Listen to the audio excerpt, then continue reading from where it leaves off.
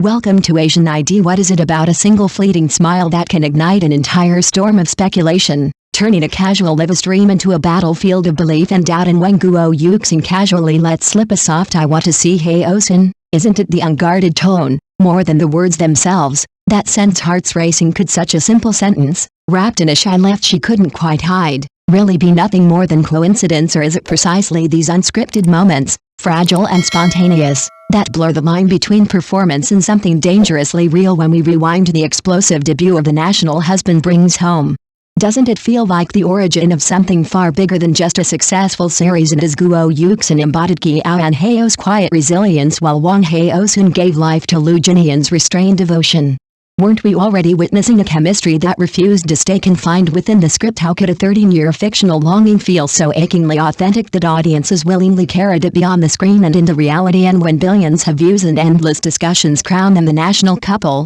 wasn't that less a title and more a collective emotional investment for millions who chose to believe? But then, when media arrived with staggering anticipation, didn't the narrative subtly shift from romance to something more calculated? Could the seamless transition from sweet love to powerful emotional rivalry really be just creative evolution?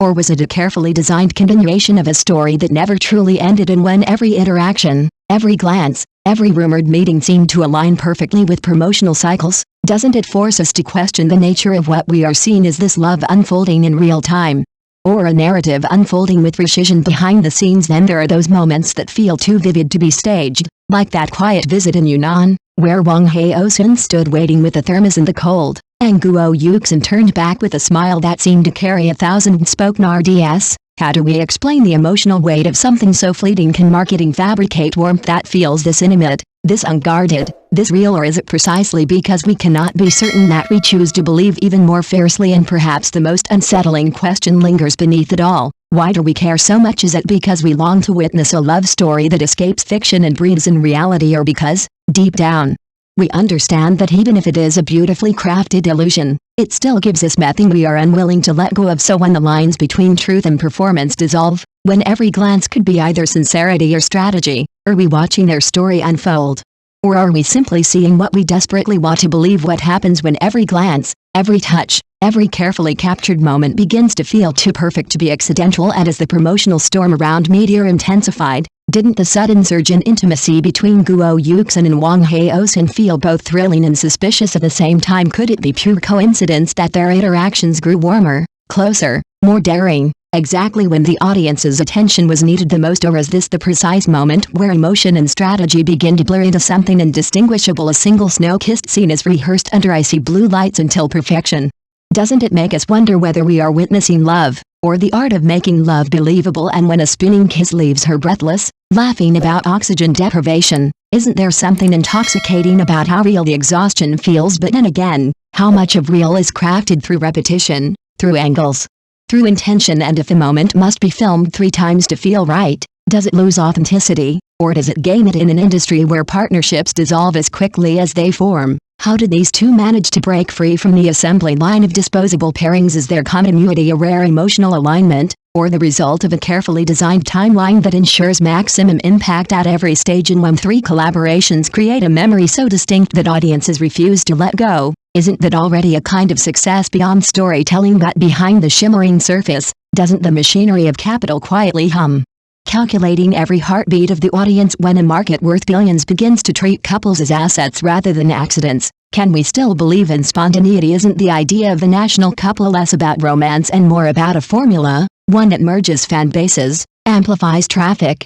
and guarantees returns? And when millions of reservations, skyrocketing view counts, and trending charts align so perfectly with their interactions, doesn't it feel almost too precise to be fate? Yet the deeper hook lies not in numbers, but in emotion, doesn't it? When audiences project their longing onto a relationship that feels immersive and continuous, aren't they investing not just money, but belief? And in a world where paying a few coins unlocks another fragment of intimacy, isn't love itself being quietly transformed into a consumable experience? But what about the players inside this game? Are they merely pieces, or something far more aware? When Guo Yuxin openly denies some rumors yet remains silent about Wang Haozhen, isn't that silence louder than any confirmation? And when a name is left untouched on a screen, unspoken yet undeniable, doesn't it create a tension more addictive than truth itself? Could this selective ambiguity be the most powerful move of all? allowing imagination to do what statements never could as gains rise, fame, roles, recognition. Don't the invisible costs rise alongside them? What happens to personal freedom when your emotions are no longer entirely your own, but part of a narrative millions feel entitled to interpret? And when the time comes to step away,